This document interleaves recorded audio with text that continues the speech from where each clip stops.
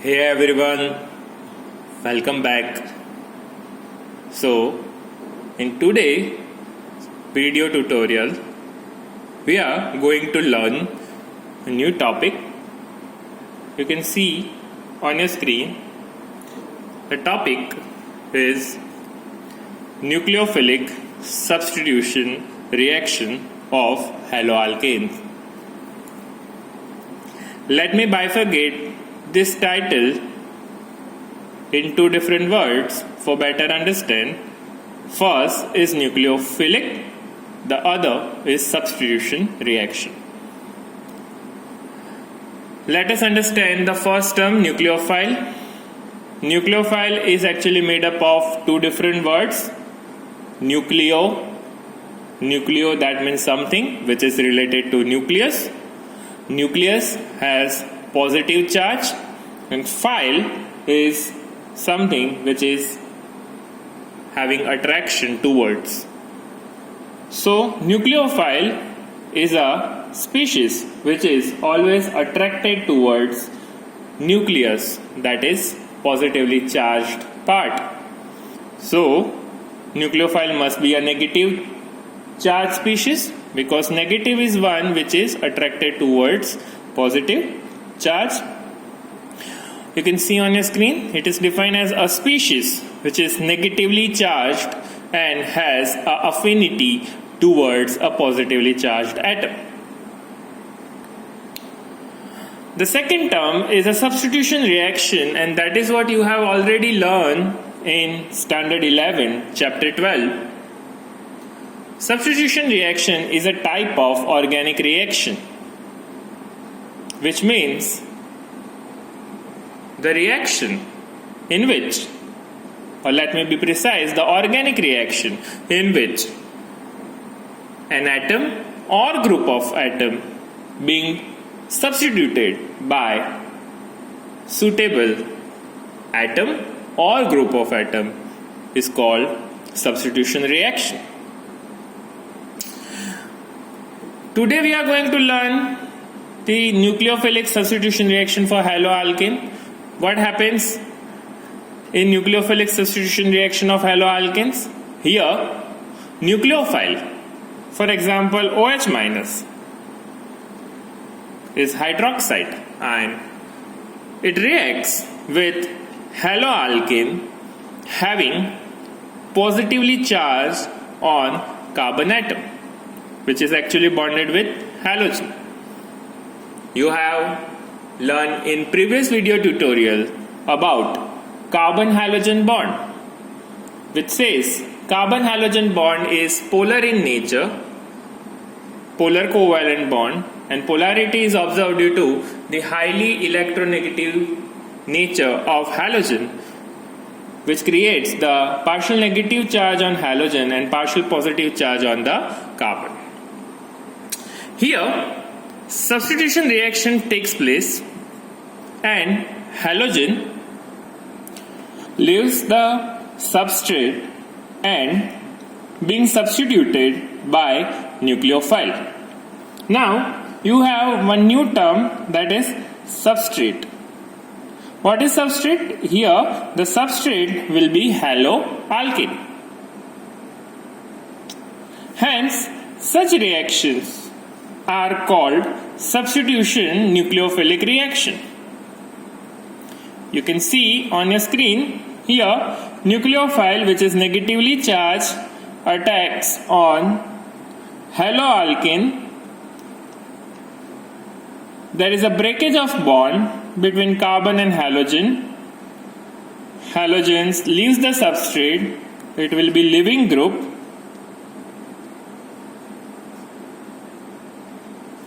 What you will have, the nucleophile will get attached towards carbon and halide ion.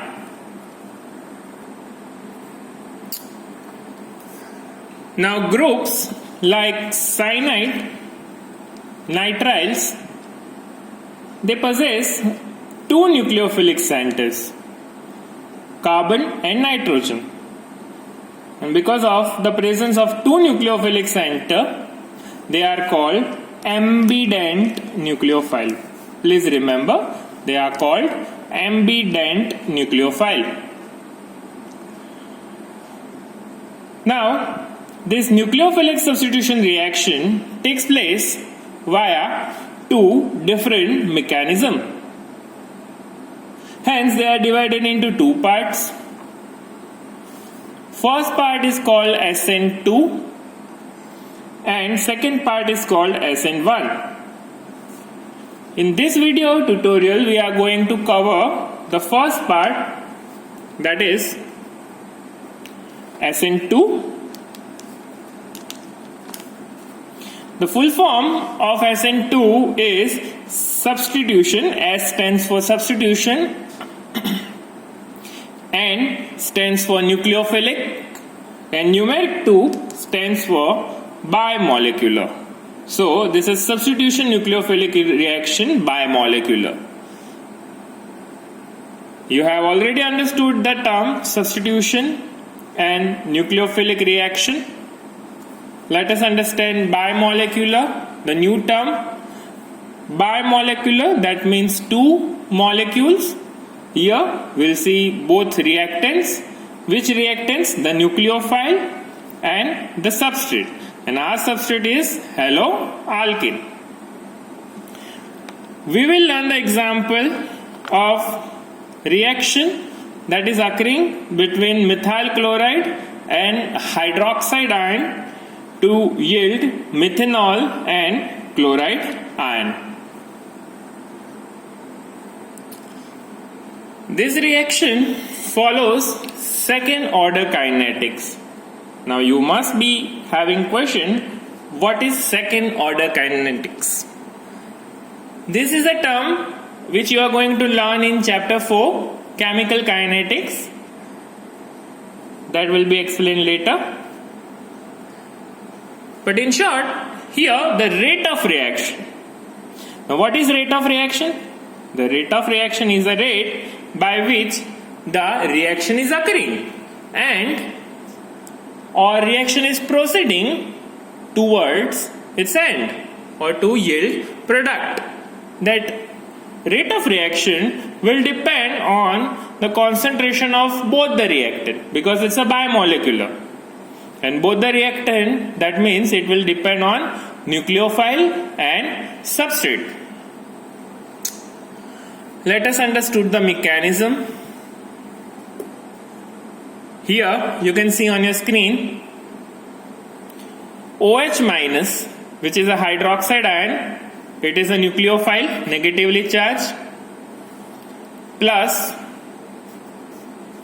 methyl chloride. For us it is a substrate, which is sp3 hybridized. Due to polarity, what do you find? Partial negative charge on chlorine and partial positive charge on carbon. So, according to the mechanism of nucleophilic substitution reaction, the nucleophile will attack or have attraction towards carbon, which is positively charged. Please note, it always attacks from the opposite side of your halide group. It cannot attack. Please note, it cannot attack from the same side. Why so? Because you can see there is a negative charge on nucleophile, there is a partial negative charge on chlorine. You have already studied in the lower standard that unlike charges attracts each other, like charges repel each other, and therefore both the negative charges comes together. If comes together, what happened? There will not be any progress in the reaction. So it cannot attack from the same side, from this side. It has to attack from this side. Now, once it has attacked, what you will find? You will find a transition state. what you are going to find? A transition state. Please note, transition state is not an intermediate step, but this is a hypothetical approach where it is believed that carbon gets attached with 5 atoms. That means the nucleophile gets attached with carbon.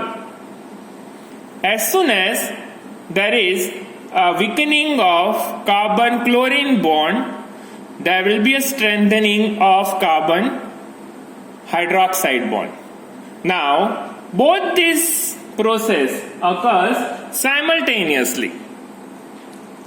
And in the end, what you will have CH3OH, that is methanol, and a leaving group, that is halide. I have written there, you can read, it's an inverted product. You can see the configuration of methyl chloride, your substrate, where you find all the hydrogens here on left hand side, while in the product what you can find, all the hydrogens are on right hand side. This is inversion of product. This mechanism was given by scientists Hughes and Ingold in the year 1937. So here are some points. Let us understand. According to this mechanism, the incoming nucleophile OH- interacts with the alkyl halide. Let me write this reaction. OH- plus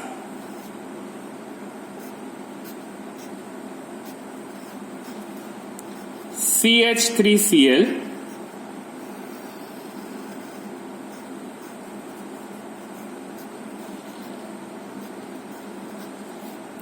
So OH- is attracting towards positively charged carbon atom. Second point, this results in the breaking of carbon halogen bond while forming of carbon OH bond.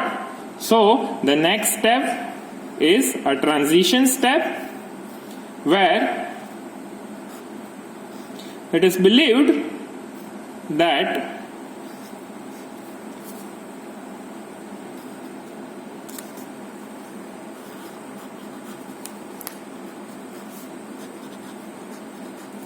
your carbon-chlorine bond gets break down and your carbon hydroxide bond gets strengthened.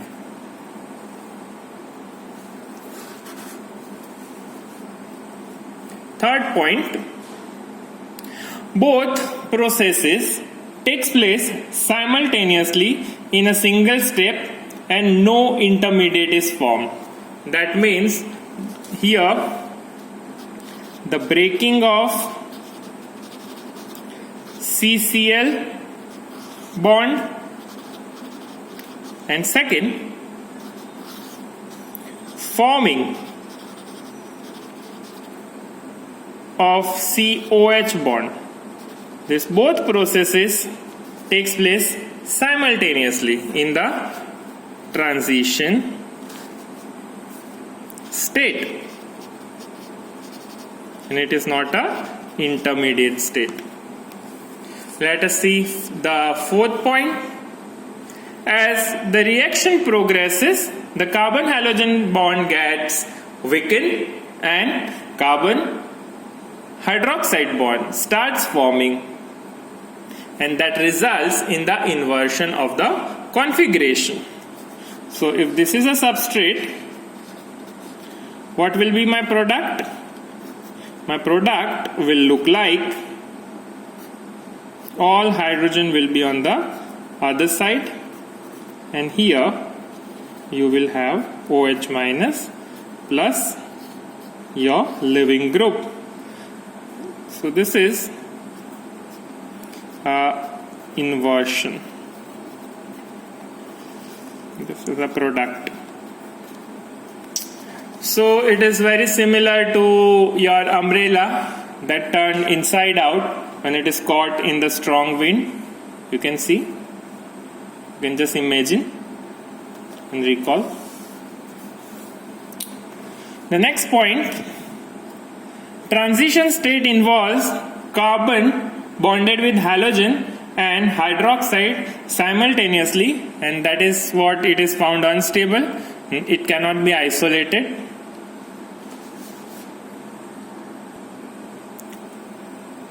The next point which comes is presence of bulky group like ethyl, propyl, phenyl. It inhibits the mechanism. Now, why does it inhibit the mechanism?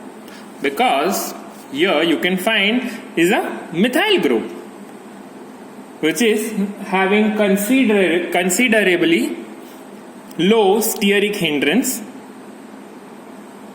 In SN2, you have learned that OH minus or any of the nucleophile approaches to the positively charged carbon atom. So, this all mechanism is depending on what? The approaching ability, it depends on the approaching ability of nucleophiles. So, if you have a bigger group here,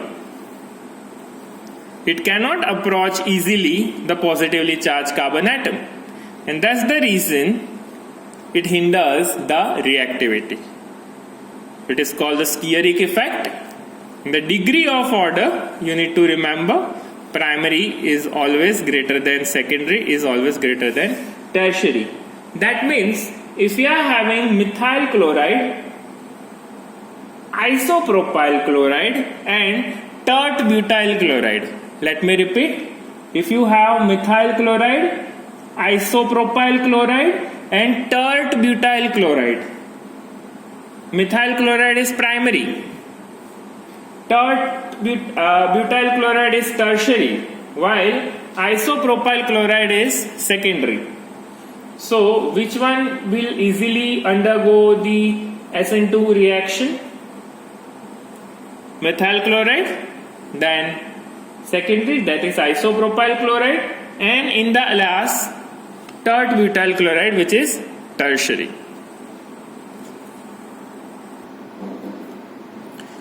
Now, ending towards our lecture, some of the saline features of SN2 mechanism.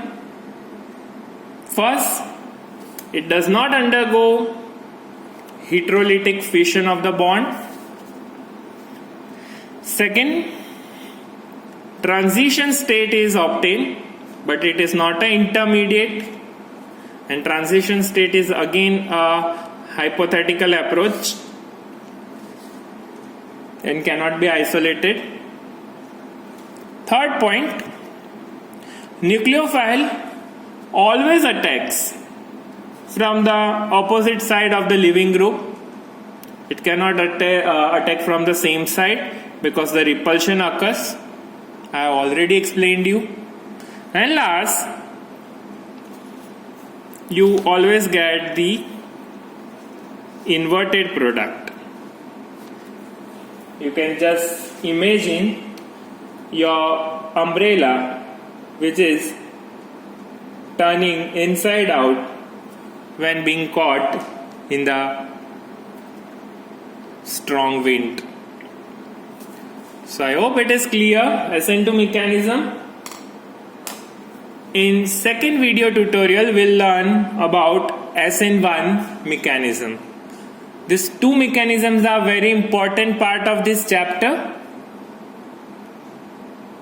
Please go through the video again and again, and if you find any difficulty, feel free to ask.